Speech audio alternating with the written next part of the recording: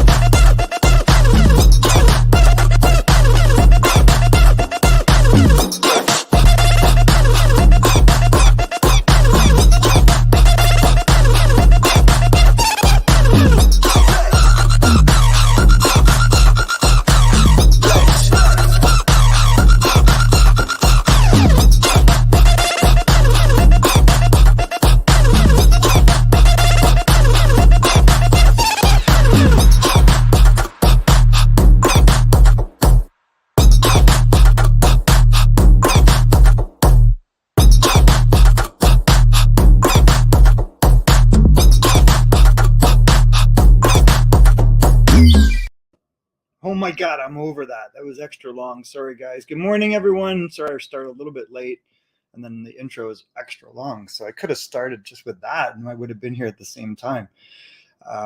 Welcome. It's almost the end of January. One more day after this. The Red Wings, though, are done for the month. And it was, an up and down yo-yo month for the team. They currently sit about 2 games above 500, but in the wild card race, as you will see, that means nada. And there's teams getting better all around them. So we will take a look at this final game heading into the All-Star break. They do not play again until February the 7th, and then we'll take a look at that schedule. And then we're going to talk about Let's Make a Deal, because very quickly we're going to creep up on March. And that's, I think, is it March? When's the trade deadline? That was March 3rd. Yeah, that's what I was going to say. So the NHL trade deadline is March the 3rd. That is not that far away. That is like about a month or so away. So we will take a look at what's going on in Red Wing land. And, there's a lot of guys around the league that could become available. Does that mean the Red Wings will pile on their guys and move guys out for assets and then keep building from within, from younger, or will they add an asset or two they need to make themselves good enough to be, they're 2 games above 500. Is that a mirage? They had a great start. Like a lot of teams actually had a great start.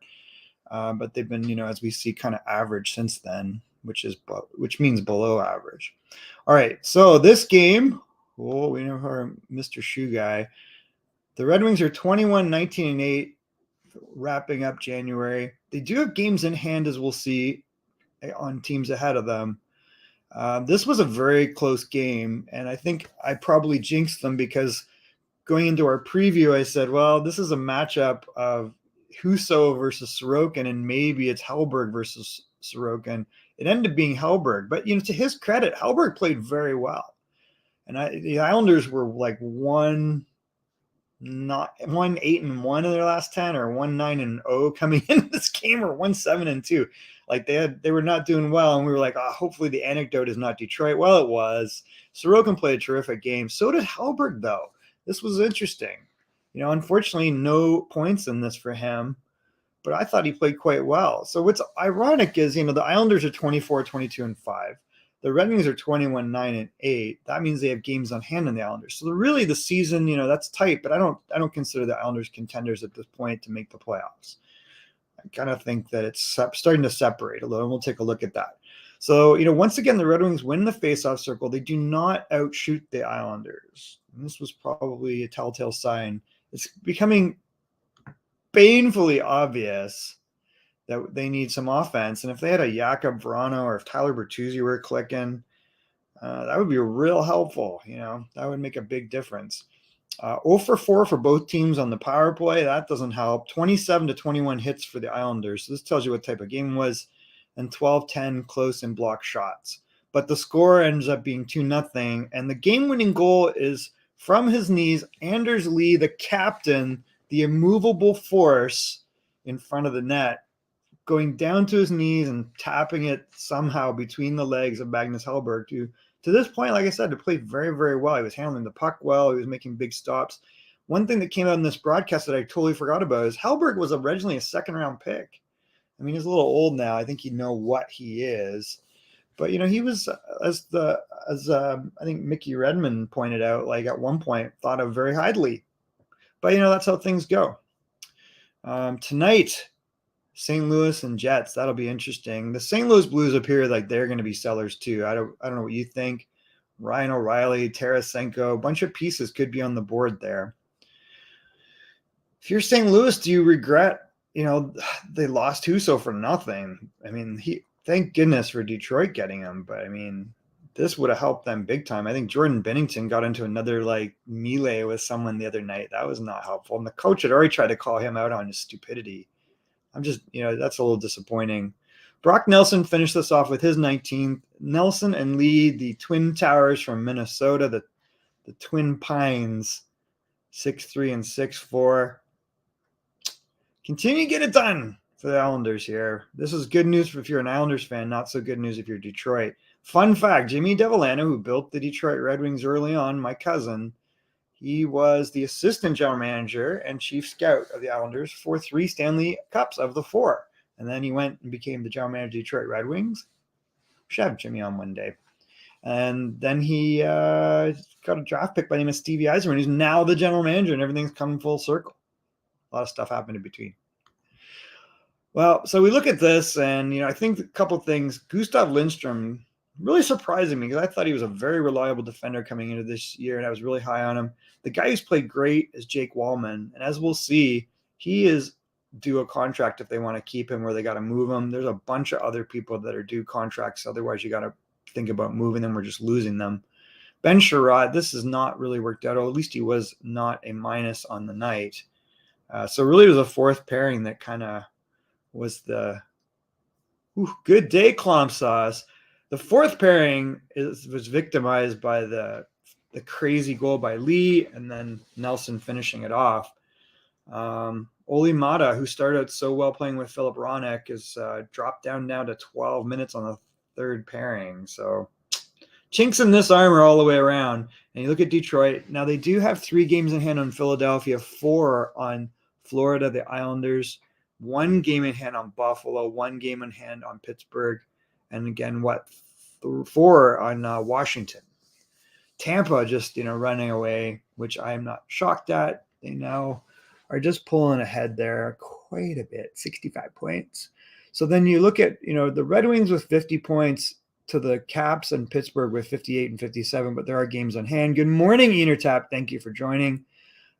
So after the 2-0 loss to the Islanders in overtime, Detroit sits still in 7th. They get leapfrogged a little bit briefly by Philadelphia. It could be long-term. I don't know. Who knows? Philadelphia is playing a much better brand of hockey. I don't know what you guys think. Bobby Hall passed away. I did not see that. What? Oh, that's terrible. Wow. 23 minutes ago. I did not see that. 35 minutes. Wow, the Golden Jet passed away. That's very sad. So, he's only 84. That's crazy. That seems so young now to me. I don't know.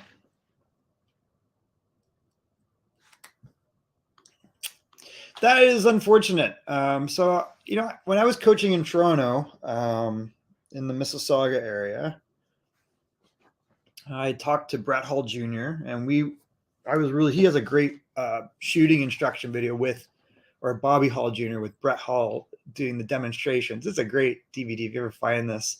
It's totally worth it. Excellent science of shooting. And obviously it all evolved from the Golden Jet. And so I'm trying to recall, was it 0405? Maybe it's around there when there was a lockout. And the NHL was locked out. And a bunch of us were scrambling behind the scenes like, hey, maybe this is an opportunity. I worked at Rogers at the time, and I remember talking to Beeston, what's his name? Oh my God, he was with the Toronto Blue Jays. And there was a secret movement to try to put together like another professional hockey league. And, I'm not saying that Rogers was doing it, but, Godfrey, that's what it was, Godfrey. So I remember talking to them. And then I remember talking to the guy that owned the rights to the WHA, Ricky Smith. That's a character. Ricky Smith was thinking about starting up the WHA again. He owns the rights to all the WHA teams and the trophies and everything, right? So I reached out to, let's see. So how did this happen? Somehow through Ricky, I connected the dots to Phil Esposito and then Bobby Hall.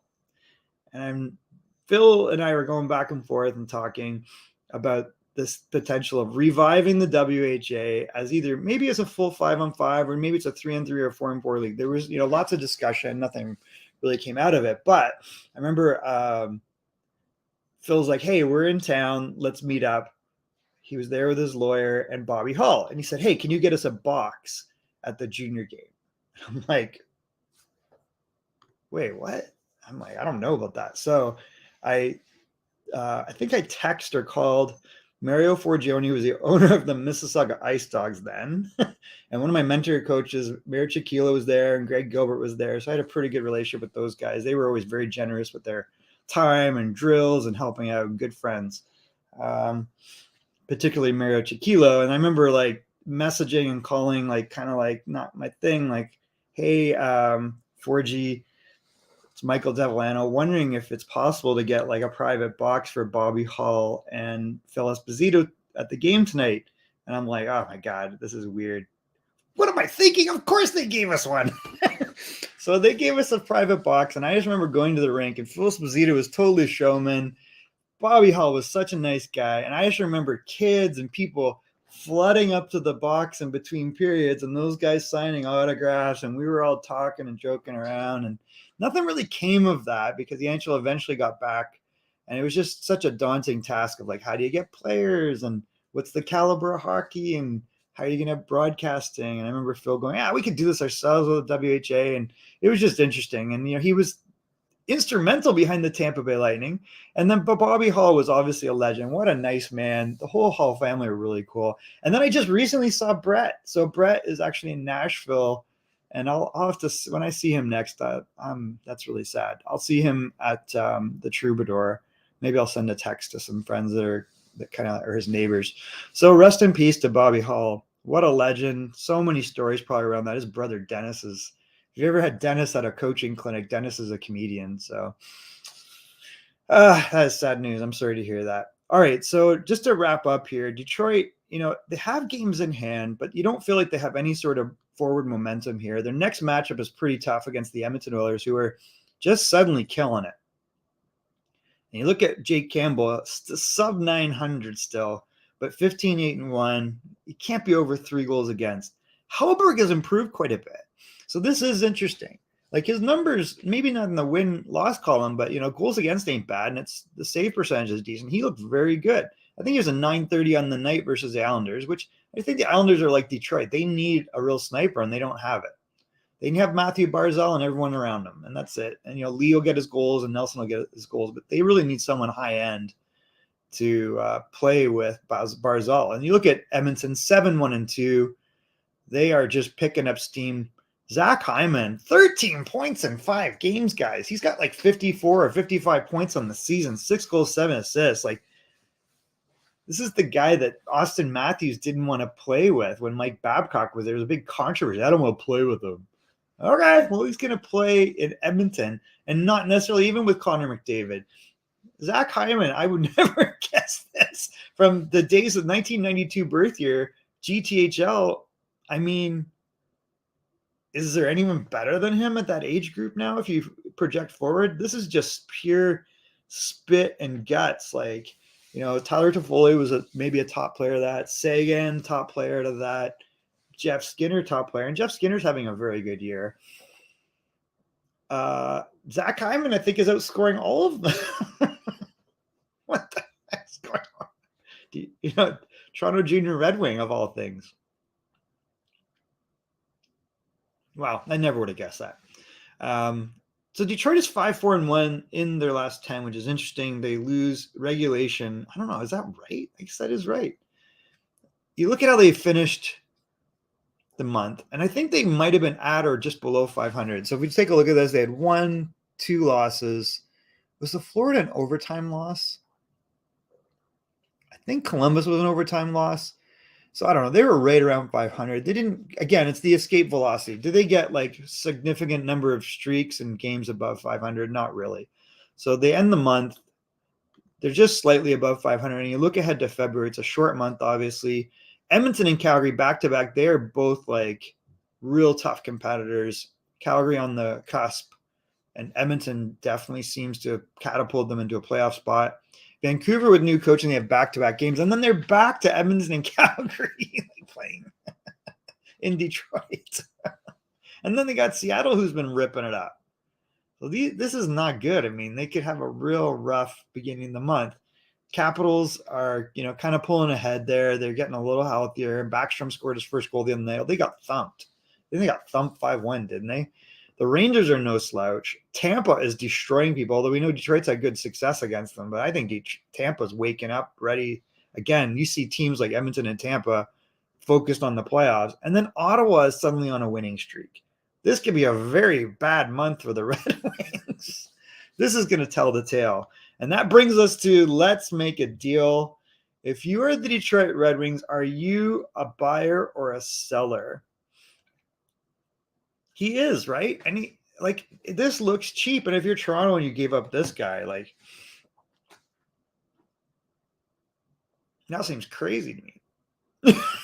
It seemed crazy at the time, but they're like, oh, we're up against the cap. Make it work. That's a guy you make it work for. He's just like a meat and potatoes guy that has some skill. And he just doesn't stop. He's relentless. And he just thinks, I'm going to win. I'm going to get this puck. I'm going to score. His mind is always yes. So if you're Detroit Red Wings and you're heading into the March 3rd trade deadline and you look at that schedule, you got to think this is going to tell the tale. Like, where are the Detroit Red Wings at the end of this? They could be significantly below 500. They could be at 500. But even if they are 500, that means they had a very good month probably, because it's such a crazy tough schedule. And you just think where Detroit is versus those other teams, it's just there's a gap. So do you shore up the gap, or do you look at this? First of all, very, very beneficial. And I got this thing over it, but like right now, just because there's some salaries of Nedeljkovic and Verona buried, so that's probably about $9 million. I think Detroit has about $16 million in cap space at the moment. So cap space is not their problem. This is projected cap space. This is 6.5, but I think current is like significantly higher than that. So it works out to some crazy number. So if you're Detroit, are you a buyer or seller? And then you look at, they've got still some of these gross buried salaries. Richard Panik, Abdelkader, and Nielsen all seem very manageable all of a sudden. And that's what I'm thinking is he'll make a smart hockey deal that's good for the long term. And he's got, when you look at it, quite a bit of assets. So if you look, and the one name that's not on here is Dylan Larkin. I just cannot see them not getting a deal done with Larkin. At this point, he is, between Raymond, Larkin, Seider, who's next? I mean, there's a big gap. Kubelik's been up and down. He's getting some points, but not as dominant as he was. And he's cheap. And you got him for one more year. I got to think you keep him. But Larkin, Bertuzzi, I could see going. He's at 4.75. He's not really scoring his prior clip. Maybe the best of Bertuzzi is over. Maybe his body's just taking that, but he's such a gritty guy. And he's got a little skill. He's not an amazing skater, but you got to look at this and you go, well, and Why did I not put Bertuzzi on there? I thought I did. Oh my God. So you got to mix Bertuzzi in there. Oh, that's weird. Huh. I could have sworn I put him on there. He's 1 year at 4.75. So Verano, we know, is in the minors. This seems to be like he could go. Someone like, I don't know. You're Washington. Would you take Jakub Vrana back? I guess it depends how he left. His first 6 games in Grand Rapids, he had 0 points, no goals, no assists. His next 6 games, he got 3 goals, 2 assists. So that's a lot better. So he seemed to be coming around a little bit. And, we know he's in the player assistance program for a while there. David Perron's played very well, but he's definitely fallen off offensively. You only expect 24 to 27 goals from him and maybe 50, 60 points, although he did score at a higher clip than that in St. Louis. And I think he's been very good for the team. Andrew Kopp, he's only got 5 goals on the year. He's brought his face-off numbers around. Good player. Lots of time left on this at a big number. I think you're going to have a hard time moving him. Pia Suter only 1 year at 3.25. That might be a tough contract to move just because of the high 3.25. But, so maybe this will probably expire. Adam Ernie might be very attractive to teams. He's not a big offensive producer, but he's reliable. He's physically strong. He could be a great third, fourth line acquisition. And maybe, by the time the trade deadline comes around, he's an attractive player. I mean, this would be the type of deal that you look for. Can he steal a Lafreniere? Has Lafreniere really dropped to the point where David Perron is what they're going to get? I'm not sure. Maybe. He's shown he can score 19 goals. He's a little bit of an enigmatic player. Whenever I see a top player playing the wing and junior, it's a little weird, right? It just always strikes me as weird that guys don't want to be center in, junior. Like everybody wants to be center normally. So, and he was always a year older, so there's some weird stuff there, but he's capable. Like, he could be an interesting addition here, and maybe he fits in a lot better in Detroit, where he gets some more opportunity. And playing with Dylan Larkin, playing under a coach like Lalonde, and there's just a little more breathing room for him, maybe that works out. Or Kakko, maybe. Would you give up these guys for Perron? It might have to have something else in there.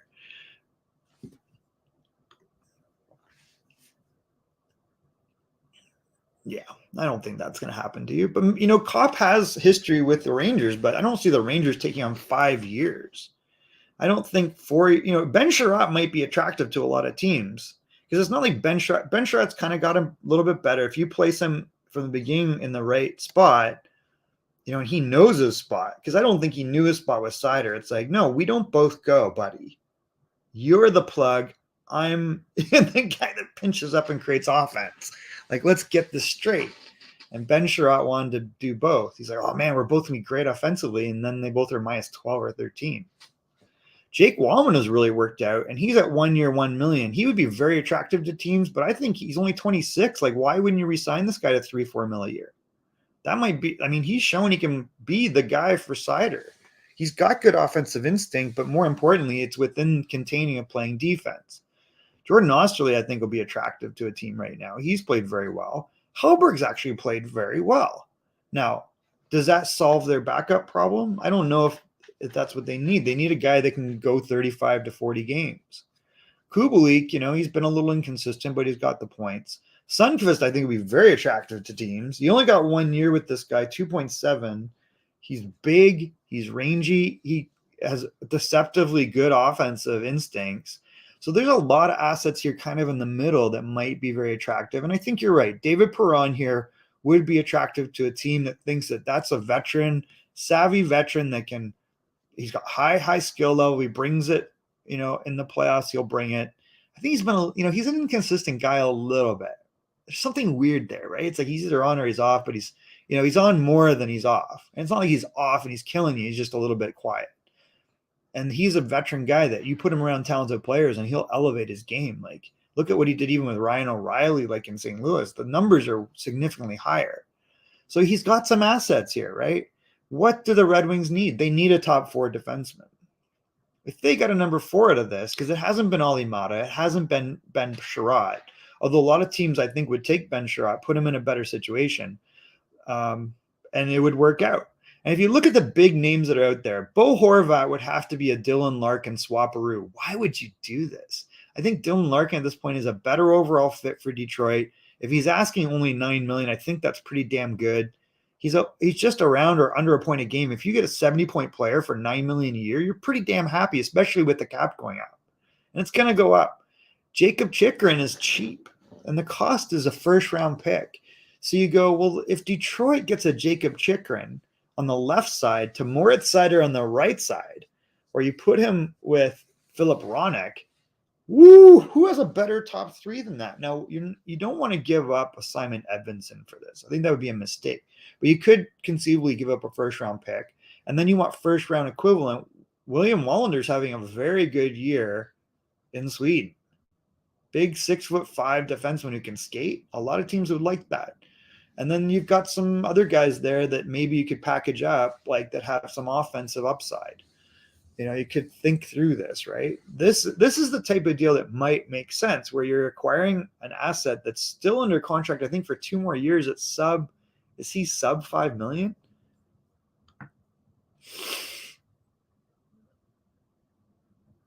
I mean, if you can get Samsonov for Bertuzzi, I think you do that deal. Or Sherrod. If you can do this deal and you're Stevie Yzerman, you take that risk. But why would Toronto do this? They would probably get a Hellberg back. They're not going to give up Husso. Husso's your guy. That's obvious. And then you just need a guy that can play 35, 40 games to his 45. 37 and 45 would be a good split. And I think Samsonov is capable of that. Is Hellberg an upgrade over Samsonov?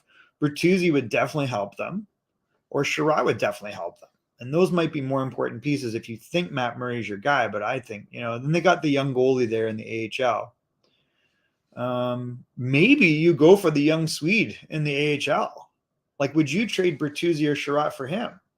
What's the goalie in the AHL again? I'm blanking on his name all of a sudden. I'm just going to say the wrong name. Oh my goodness. It starts with an E. Eric Kallgren. I mean, Eric Kallgren has had terrible numbers in the AHL too. Geez, 871 save percentage. That's terrible. So I don't know if that's really a big bump up. I don't think you do that. Timo Meier has a big cap number. They're going to have to qualify him at 10 mil. But that might be really, if you can get someone to retain a little bit and you take the edge off. Yeah, and Wall. Oh, Woll. Yeah, it's funny how Joseph Wall has now suddenly come up as a legit prospect, but we know goalies take time. Timo Meier's very interesting if you're Detroit. I don't know what the cost of this would be, but they have enough assets that they could probably think about doing this. And he is young enough, and he's a big-time scorer. And a lot of teams that are in the playoffs are going to have a hard time fitting him into their cap structure, but not Detroit. Detroit could fit him in, and he would be a long-term upgrade for this team. You might get 5, 6, 8 years out of this guy. Gavrikov is interesting for a lot of playoff teams. Does he solve what the Red Wings need? Probably. He would be a top 4, and that could really help. Matthias Ekholm is suddenly on the block, and he's got I don't know what's going on with Matthias Ekholm. Like, he's a pretty inexpensive D. He's not perfect, but he's tall, lanky. He's got a little offense, and he's pretty decent defensively. Like, he would be a great number 3-4. So there's guys out there. And Ivan Provorov, I love Ivan Provorov. I mean, Ivan Provorov on the left side to Hronek on the right, or Seider. I mean, Provorov, I think, needs someone a little more defensive maybe. So maybe that's not a great fit. I don't know. But I've always loved Ivan Provorov since he played in the WHL. I mean, this would be this would be the type of name that I would look for. And otherwise, you're talking picks for the future, and then you buy more time. Like you say, like guys like Veleno and Rasmussen and Berggren, obviously Raymond, are just going to get better. Soderblom's going to get better, and he'll be back up. You wait and see what happens with Verona, because you're unlikely to move that, I think, at this point. And you use the assets you have to get things rolling for the future. But these are names that are interesting. So I think if you're going to make a deal, oh my God, he would be such a great pickup. First, second, and a couple prospects, I think you do this. Now, if you have to give up a Jonathan Berggren, do you do it? That's really risky, because you see this guy, the skill level he has. Now, he's not a Timo Meier, but he's very young. He's very cheap. He's got a super high skill level, and he's able to produce consistently. And he has a little bit of a lull, but he's overall pretty consistent threat when he's on the ice. And I was always wondering, is this guy able to play wing? And he is. So you go, wow, that's is this a Zetterberg type guy? Is this like if of that ilk? And you got to think like if you compare his numbers to a Zetterberg at a similar age, who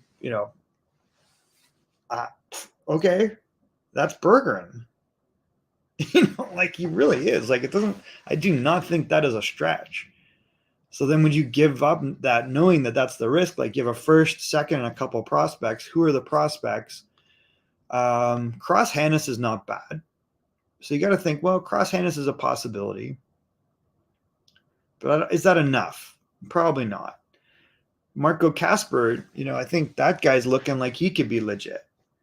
You got Shai Buim in the pipeline. You got Red Savage, who played for Team USA.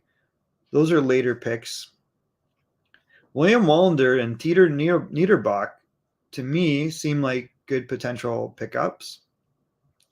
So maybe those are assets that can help. Albert Johansson looks like he could play in the HL, but do you give up a Soderblom? Those are probably some of the names that people are going to be targeting. I mean, Jonathan Bergeron has 8 goals in 35 games in his first NHL season.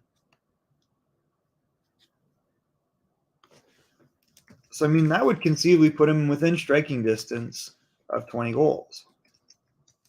And he is a good playmaker, very good playmaker. He's a 21, 22-year-old guy. If you look at Zetterberg in his first NHL season, 22 goals, 44 points. Second season was injured, and he had 15 goals in 61 games. 19 goals, and, well, that was a lockout. But then he really exploded. And I think that's what you've got with Bergeron. You got that type of ability. If he's able to do that from the wing, do you risk that getting a Timo Meier? You know what Meier can do. Meier's already got 28 or 29 goals in the year. That is a big-time player. You watch him, is he impactful, or does he just get his points because he's got great tools? I'm not sure, but, I mean, he can play center, he can play wing, and he would definitely help. Any of these guys would help, and Detroit does have assets. Do you be aggressive about getting them? That is the question. I think to your point, Inertap, Stevie I will make a hockey deal that makes sense. There's lots of assets in the system, but a lot of them also have bumped up. So your upside is a Casper. Bergeron's just going to keep getting better. Soderblom will graduate to full-time. Simon Edvinsson, let's not forget that. You don't want to give up a Simon Edvinsson because his upside is significant. It's interesting he hasn't had any NHL games so far. They are letting him bake in the AHL. You got Albert Johansson, and then, the before I mentioned, you've got William Wallander is not even under contract yet. Wallander seems like a tradable asset. Sebastian Koss is going to take a lot of time, guys. So I don't know what that is. I wish they had picked the other goalie, the Swede that's in the Minnesota system. He looks like he's pretty damn close to the NHL. He's already played in the NHL for a reason. He's really good. Kosa and Casper might be the prospect asks. See, I could see moving Kosa because I think Kosa he has the potential to really disappoint you. He has the size and the tools, but there's so many holes in his game technically, I think, and he's just a little bit slow. And I think it's going to take him a while to get to where you want him to be. He might be 24. He might take 3-4 years. And he's a very tantalizing prospect because he could be and should be a number 1 at some point. However, that is not clear. He's starting the ECHL, which means next year maybe he jumps and should jump to the AHL, and then you start considering him for games in the NHL. And I think that if you look at the formula, it's getting a guy like that 8, 10, 12, 15 games here and there, like 8 games, 10 games, 20 games, till you get them to the point where you figure out, is this a backup or a starter? And he looks like he could be a starter. He should be a starter. He has all the natural gifts. But, you got to get a goalie to 60, 80 NHL games usually before he is ready for that. Don't look now. William Wallander has 23 points in 38 games for Rogel in the Swiss League. I mean, that is a very attractive prospect. So there are other assets there. If it is Kosa, I have questions. It's a good question. The Minnesota goalie hasn't panned out too well. What do they have? I'm not sure. But yeah, I could see if you're going to go after a Timo Meier, I would give up a Sebastian Kosa and I would start again. I would say, yeah, let's just go figure out the goaltending. We've got Husso. We can pick up another prospect that's maturing. Develop someone, take that risk because Meier's going to impact you for years and years. He will help you now, and Kosa will not help you maybe ever. You just don't know. But, San Jose could definitely take their time figuring it out. They got like a Finnish guy, Eetu Mäkiniemi. I think that's his name. His numbers don't blow me away, but he's a 1999 birth year guy, came from Carolina. And that's in the San Jose system. Kakkonen, 6-9-4, but 871 save percentage. This is largely a reflection of terrible team defense. That number is crazy. So I don't know. You're trying to figure out a backup goalie situation in Detroit, and then you're moving out your number one prospect. But if it's a Timo Meier, if it's a lot of these guys, you think like, hey, if that's what I got to package up to get some of these impactful guys, I don't know if you do it for Matthias Ekholm. I don't know why you would do that. Provorov, you think about it, but then you think about, does he fit into the mix given what you already have with Ronick and Seider? I think Chychrun would fit in better, but Timo Meier up front would instantly upgrade them. You just don't know. That might make Detroit so much better to have a franchise type guy like that is capable of scoring 30, 40 goals and playing with Lucas Raymond. Imagine Raymond, Meier, and Larkin would be lights out. Be a great line, All right, boys, we are 5 minutes before the hour. And ladies, if you are joining, thank you so much for joining.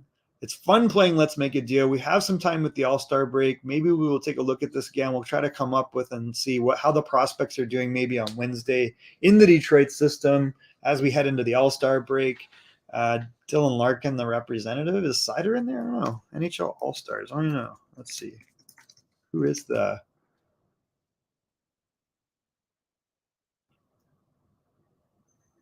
So we got Larkin. Did they name anyone else?